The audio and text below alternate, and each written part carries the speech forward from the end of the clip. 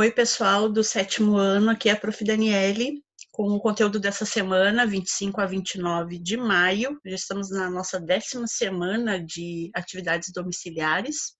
E nós vamos começar, então, o estudo dos animais, tá? Nesse videozinho, a gente vai fazer uma introdução a esse estudo dos animais, então, características gerais e como eles são divididos, e a gente já vai falar dos dois primeiros grupos de animais, os grupos considerados mais primitivos, que são os poríferos e os quinidários, tá? Eu encaminhei atividades aí do livro de vocês para essa semana. Então, vocês vão assistir esse vídeo, vão ler lá as páginas do capítulo e vão fazer exercícios desse capítulo. Muito bem, para a gente começar o estudo dos animais, a gente tem que entender um pouquinho o que são os animais, tá? Eles, na antiga classificação, fazem parte de um reino, o reino animal. Hoje, a gente sabe, né, que essa categoria reino, ela já não é tão empregada, né? Então, eles fazem parte de um grupo dos animais, né? Então, esse grupo que associa todos os organismos que são pluricelulares, ou seja, tem muitas células no seu corpo, e que são heterótrofos, ou seja, vão se utilizar de outros seres vivos como alimento. Esse esqueminha que eu estou trabalhando com vocês aqui vai ficar disponível para vocês lá na plataforma Iônica e vocês devem copiar ele no caderno de ciências, tá? Bom, esse grupo dos animais, que aqui no livro de vocês trata como reino animal, ele vai ser dividido inicialmente em dois grandes grupos. Que grupos são esses? O grupo dos invertebrados e o grupo dos vertebrados. Aí eu coloquei aqui embaixo como é que é essa caracterização de invertebrados e como é que é essa caracterização de vertebrados, tá? Bom, os invertebrados vão ser aqueles animais que não vão apresentar a coluna vertebral. A coluna vertebral é um eixo de sustentação que se forma a partir dessa estrutura aqui, chamada de notocorda. Então, a notocorda é uma estrutura embrionária, faz parte lá do nosso desenvolvimento, do embrião até o nascimento, né? E é responsável pela sustentação do corpo. No caso dos animais vertebrados, essa sustentação, chamada notocorda, vira coluna vertebral. Então, a gente tem esse critério, presença da notocorda e da coluna, como a diferenciação entre invertebrados e vertebrados. Os invertebrados não têm e os vertebrados têm. Tá? Quem são os grupos de invertebrados? Grupos animais invertebrados. Poríferos, quinidários, que são os dois primeiros que a gente vai ver agora. Plateumintos, nematódios. Esses dois grupos são grupos de vermes. Tá? Anelídeos, que é o grupo das minhocas. Moluscos, que é o grupo dos caracóis, polvos, lulas. Os artrópodes, onde a gente vai ter aracnídeos, insetos. E os equinodermos, que é o grupo das estrelas do mar. Quem são os vertebrados?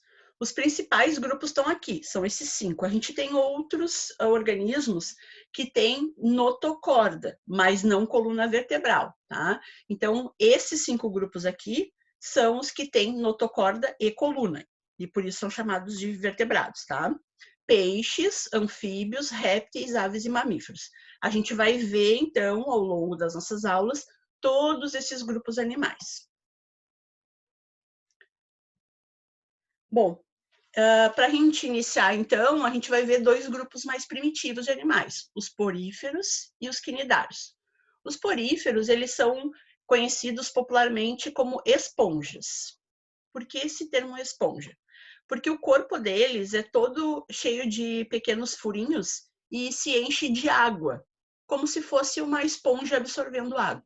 Então, por isso que elas são chamadas dessa maneira.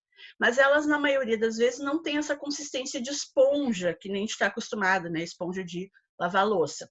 Elas têm um corpo mais endurecido.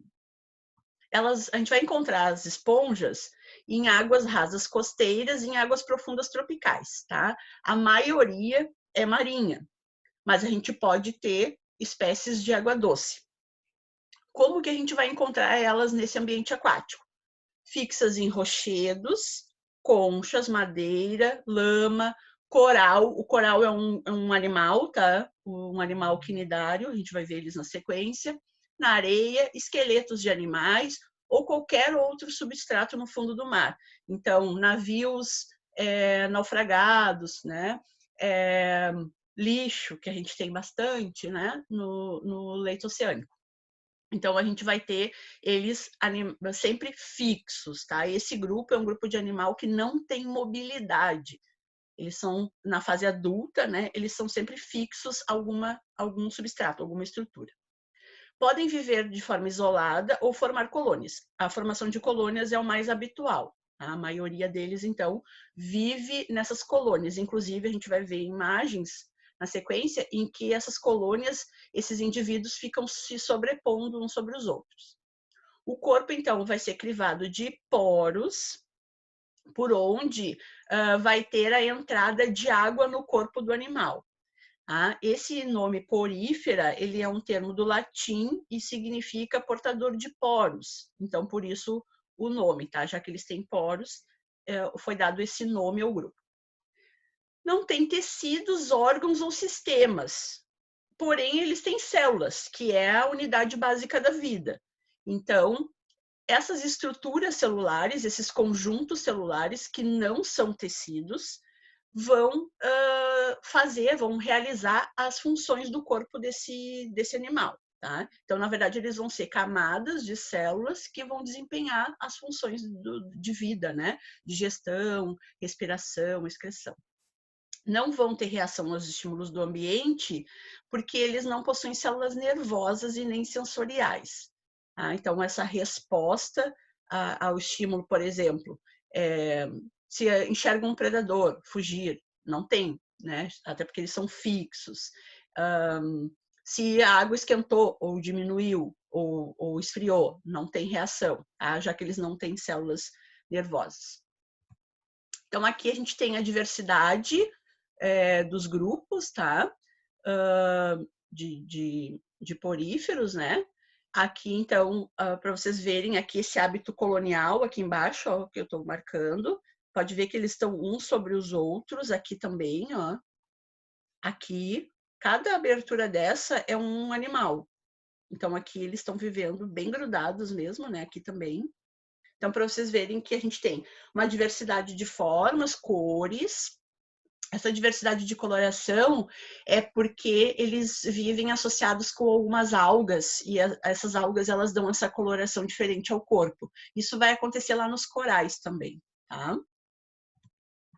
Então, aqui a gente tem um esquema do corpo de um porífero. Então, aqui é aquele tubo, né, que a gente viu nas imagens anteriores, e se a gente pudesse cortar esse tubo, a gente teria essa visão interna. Então, a gente vai ter camadas, né, celulares, uma camada mais externa, que são as células epidérmicas, então as células de revestimento externo ao corpo, uma camada intermediária, tá, que ela é gelatinosa, essa camada intermediária, mas ela vai ter estruturas de sílica ou de cálcio, de carbonato de cálcio, chamadas espículas, tá? São essas estruturinhas aqui, parecem uma estrelinha, né? Isso aqui, essa outra estrutura aqui é uma célula chamada amebócito, tá vendo? Ele tem esse nome porque essa célula tem esse nome porque ela lembra o aspecto do corpo de uma ameba. Então, por isso amebócito, tá? E a camada mais interna, que é a formada pela principal célula desse grupo, que é o coanócito. Então, a gente tem aqui os diversos, né, tipos celulares, tá? Tem um outro tipo celular, que é o que dá nome ao grupo, que é essa célula aqui, que vai transpassar todo o corpo, né, todas as camadas celulares. Então, ela comunica o meio interno, que é essa cavidade, com o meio externo, ao corpo do animal, que é o porócito. E essa célula porócito, ela tem uma cavidade interna, né, que é chamada de poro. É por aqui que a água vai entrar no corpo do animal. Então, a gente vai ter o fluxo da água aqui, né, entrada pelo poro, aí a gente vai ter a circulação da água nessa cavidade interna aqui, que é chamada de átrio, e depois a saída da água por aquele orifício grande que a gente viu nas fotos ali, que é o ósculo. Tá? Quem vai fazer a água movimentar aqui no interior da cavidade são os flagelos do coanócito. Tá vendo? Essa célula aqui, que é a mais interna, que está aqui ó, no desenho, elas têm um flagelo, uma caudinha, e essa cauda ela fica em constante movimentação, fica em constante tremulação. E quando a água entra pelo poro, essa tremulação dos flagelos faz com que essa água então circule no interior do corpo do porífero. Essa célula aqui, que é o coanócito, ela vai fazer a captura das partículas alimentares e do oxigênio. Então, ela é uma célula super importante, ela que faz digestão, início da digestão, e faz a respiração, tá? Já que ela captura partículas alimentares e oxigênio. Da onde, né? Da própria água que entrou. Então, essa água, ela entra e os coanócitos fazem uma espécie de filtração dessa água, retendo da água partículas de alimento e o oxigênio. Então, a gente diz que esses animais eles são filtradores da água. Aqui o fluxo da água, né? A água entra pelo porócito, circula no átrio e sai pelo ósculo. Então a gente diz que o fluxo de água ele é o pão, né? Porócito, átrio e ósculo. Para a gente lembrar a sequência, então, em que a água passa no corpo do animal. Eles vão, então, nessa filtração, né, reter as partículas alimentares e o oxigênio, que é o importante para manter o corpo vivo, e depois no metabolismo celular, aquilo que for produzido, né, o gás carbônico, resultante da respiração, e as excretas nitrogenadas da alimentação, elas vão ser liberadas para fora do corpo quando a água sair lá pelo ósculo. Então, nesse fluxo de água, a gente tem a entrada, a captura daquilo que é importante para manter o corpo vivo, e na saída a gente vai ter, então, a liberação desses produtos, né, do metabolismo celular.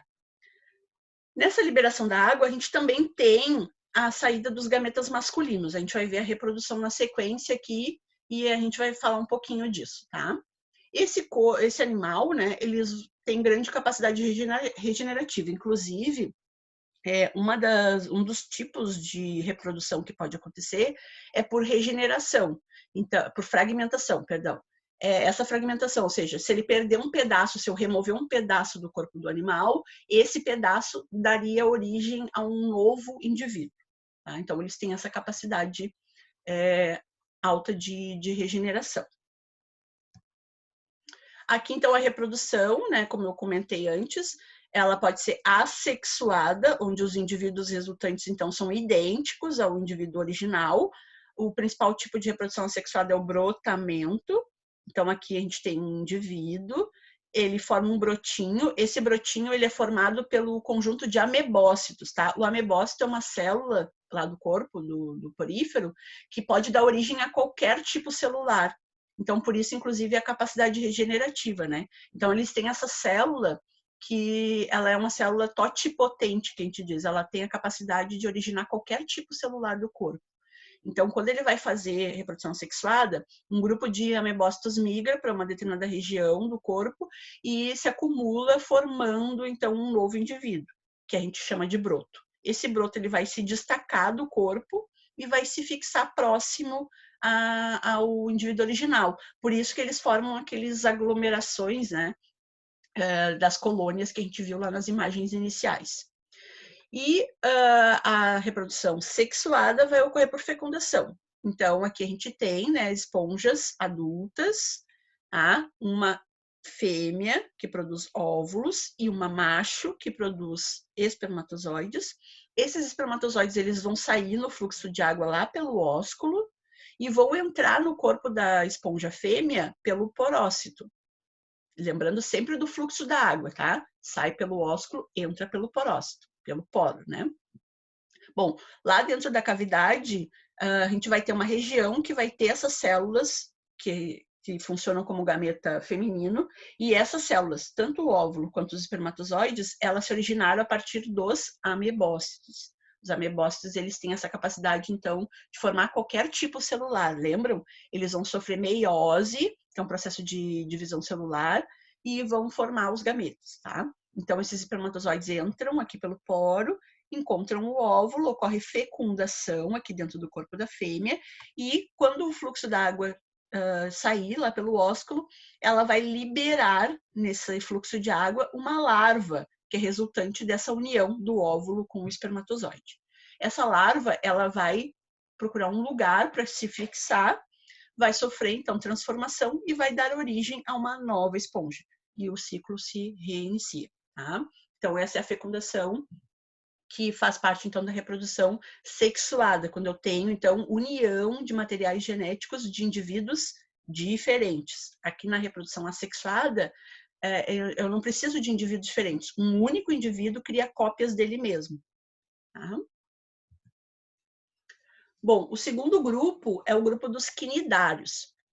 Esse grupo dos quinidários, eles podem também viver isolados ou formar colônias. Esse grupo, a gente tem vários indivíduos, né, bastante comuns ao nosso dia a dia, principalmente no veraneio, tá? Quando a gente vai para a praia, porque eles são indivíduos marinhos, né, a maioria habita os mares, e eles causam acidentes na praia, né, que a gente chama de queimaduras. A gente vai falar um pouquinho delas também.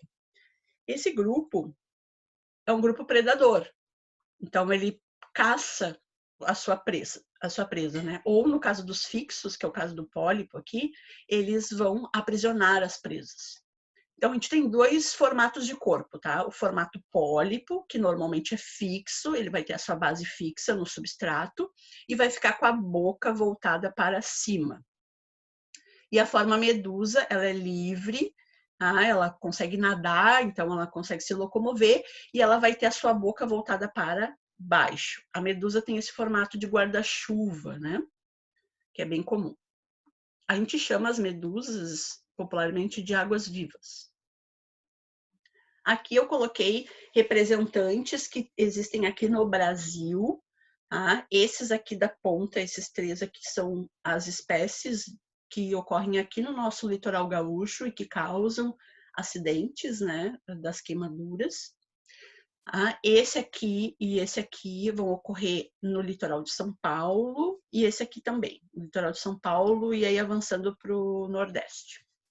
Então, essa aqui, a Physalia physalis, é a chamada caravela portuguesa, ela é muito bonita, ela é um indivíduo muito bonito. Eu tenho um lá no laboratório, até para mostrar para vocês quando a gente retornar às nossas aulas presenciais, que eu peguei, né, no veraneio agora passado. Só que ela causa um acidente muito feio. Tá vendo aqui os tentáculos dela? Esses tentáculos aqui rodeiam a boca, né? E eles são cheios de células que causam aquela queimadura na pele. Então, imagina, ele é um bichinho grande, né? Então, a gente tem que ter que tomar cuidado. Essa outra espécie aqui, a Olindia sambaquensis, é uma outra que também, quando ela normalmente causa acidentes quando a gente entra na água e avança um pouco. Essas duas espécies, elas vão ocorrer quando a água fica um pouco mais quente. Então, quando a água está bem fria, elas são espécies que não ocorrem próximo aqui à praia, né? E aí ocorre uma redução dos acidentes. E essa aqui, que parece essa rodinha gelatinosa, ela não causa nenhum acidente. A gente encontra bastante, né, quando está caminhando na beira da praia, porque ela tem tentáculos bem reduzidos, ou às vezes nem tem na fase adulta. Então, essa espécie aqui, ela não causa os acidentes de queimadura, tá? Essas duas de cima aqui são tipos de coral, dá para ver aqui os tentáculos dessa aqui, essa aqui os tentáculos estão menorzinhos, e essa aqui é uma anêmona. Essas espécies aqui, como eu falei, elas vão ocorrer do litoral paulista para cima, tá? Esse coral-sol, inclusive, ele é uma espécie exótica. Lembra que a gente falou num dos textos do livro sobre espécies exóticas? Esse coral-sol é uma espécie exótica, ele não é nativo aqui do Brasil e ele veio preso aos navios. Isso é bem comum, né? As formas fixas podem se ancorar em qualquer substrato. Então, quando o navio fica muito tempo parado, ancorado num porto, essas espécies elas podem se ancorar E aí, quando o navio volta para o seu local de origem, acaba trazendo essas espécies. Bom, o corpo é gelatinoso, ele é quase 90% água, no caso das medusas, né? Apresenta uma cavidade interna, numerosos tentáculos ao redor da boca, e esses tentáculos servem para quê? Para capturar o alimento, já que eles são predadores, e para se defender contra os predadores deles, né? No caso das medusas, que são indivíduos livres, eles também vão auxiliar na locomoção. A contração, então, desses tentáculos vai possibilitar com que eles se locomovam com maior facilidade. Assim como os poríferos, eles não têm sistemas, mas esse grupo aqui já forma tecidos e alguns órgãos, como o caso dos órgãos reprodutores, que são as gônadas. Tá? Lá nos poríferos não forma nada, nem tecido, nem órgão. Aqui a gente já tem a formação de tecidos e órgãos, mas ainda não sistemas. Então, todas as funções, digestão, respiração, excreção, ocorrem de maneira mais primitiva, de célula para célula. E por isso que esses organismos também não têm um tamanho muito grande, né? Porque como eu tenho que passar a informação de uma célula para outra, isso demora mais tempo, tá? A digestão ela vai ocorrer primeiro na cavidade interna, essa aqui, né, grande, que tem no meio do corpo, e depois termina no interior das células. Então, primeiro ela sofre uma digestão na cavidade e depois ela é absorvida pelas células e que terminam esse processo de digestão. São capazes de reagir aos estímulos do ambiente, porque elas vão ter células nervosas sensoriais diferente dos poríferos. O corpo vai ser revestido por uma camada chamada epiderme, e nessa epiderme a gente vai ter células especiais. Tá? Então, a gente vai ter as células epidérmicas, que vão revestir o corpo, e junto dessas células epidérmicas a gente vai ter essas células especiais chamadas de quinidócitos. Esses quinidócitos eles vão ficar concentrados principalmente nos tentáculos. Então, a gente vai ter nos tentáculos, essas células que possuem um filamento interno, e esse filamento é rico em substâncias nocivas, que no nosso caso causa uma sensação urticante, como se fosse uma queimadura, que são os acidentes nas praias, né? Para que serve essa célula, na verdade? Para que ele consiga capturar com mais facilidade o seu alimento. Então, ele vai envolver o alimento nos tentáculos. Cada uma dessas células tem um cílio, né, um espinhozinho sensível. Quando ele encostar na presa, esse cílio vai mandar uma mensagem para o interior da célula e ele vai liberar de dentro da célula o filamento, que tem a substância urticante. Nas presas, isso vai causar uma dor intensa e vai causar paralisia da presa e vai facilitar, então, que ele consiga se alimentar dela. Tá? Então, para isso que serve.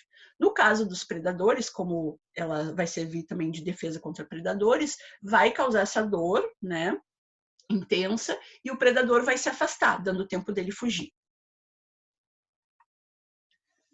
Aqui a reprodução dos quinidários, tá? Já para a gente ir encerrando. Ela também vai acontecer por brotamento na forma assexuada, assim como lá nos poríferos, né, a mesma coisa. Só que aqui, esse broto, né, ele é formado de multiplicação celular, diferente de lá que a gente tinha aquelas células especializadas, né, nos poríferos a gente tinha os amebócitos. Na assexuada, mesmo caso, só que aqui agora as fêmeas e os machos liberam os gametas na água, e lá na água eles vão se encontrar, esses gametas, formando uma larva. Essa larva vai achar um lugar para se fixar e vai, então, desenvolver um novo indivíduo. Tá? E essa forma aqui, que é a alternância de gerações, que é a mais comum.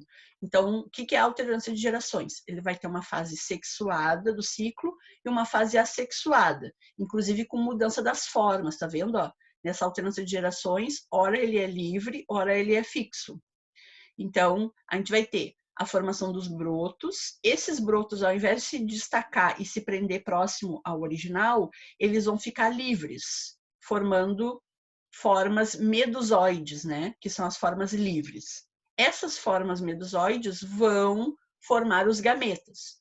Então, a gente vai ter medusas fêmeas e medusas macho, e elas vão liberar na água os gametas. Esses gametas vão se encontrar, vão se unir em fecundação e vão formar uma larva. essa larva vai procurar um lugar para se fixar e desenvolver um novo indivíduo, e aí a gente recomeça o ciclo. Tá? Então, esse formato aqui da alternância de gerações é um dos que mais ocorre, tendo momentos sexuados e assexuados do ciclo. Bom, me despeço de vocês, desejando uma boa semana de estudos, tá? Que vocês estejam bem, fiquem em casa. Beijo da prof.